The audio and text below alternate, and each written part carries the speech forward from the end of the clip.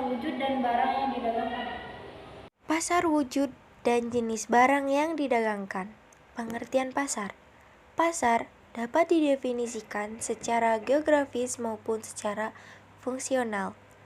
Secara geografis, pasar adalah tempat di mana pembeli dan penjual berkumpul untuk menetapkan harga dan melakukan transaksi jual dan beli barang atau jasa.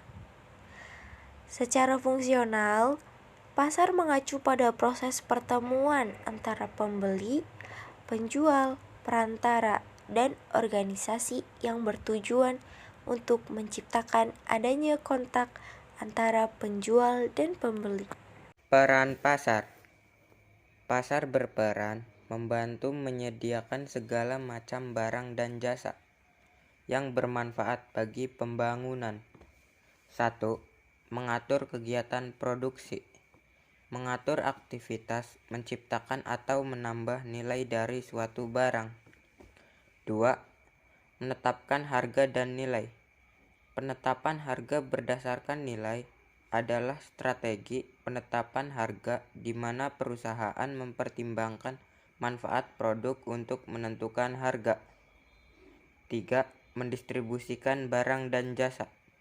Mendistribusikan barang dan jasa adalah penyaluran hasil produksi berupa barang dan jasa dari produsen ke konsumen. Pihak atau orang yang melakukan kegiatan distribusi disebut distributor. Menentukan jumlah pembelian dan penjualan. Menentukan harga pokok penjualan atau HPP adalah jumlah pengeluaran dan biaya yang dikeluarkan secara langsung maupun tidak langsung untuk menghasilkan produk atau jasa. Menentukan jumlah persediaan adalah perhitungan akhir persediaan sebuah jasa atau produk. Melakukan promosi. Promosi adalah upaya untuk memberitahukan atau menawarkan produk atau jasa dengan tujuan menarik calon konsumen untuk membeli atau mengkonsumsinya. Macam-macam pasar. Pasar menurut wujud atau sifatnya. 1. Pasar konkret atau pasar nyata merupakan pasar yang mempertemukan antara penjual dan pembeli secara langsung. Ciri-ciri pasar konkret. 1. Barang yang diperjualbelikan benar-benar ada. 2.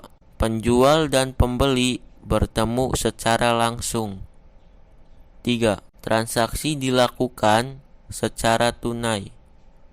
4. Barang dapat dibawa atau diambil pada saat itu juga. Contoh: pasar tradisional, swalayan, pasar buah, pasar ikan, dan pasar sepeda. Pasar abstrak. Pasar abstrak merupakan pasar yang mempertemukan antara penjual dan pembeli secara tidak langsung.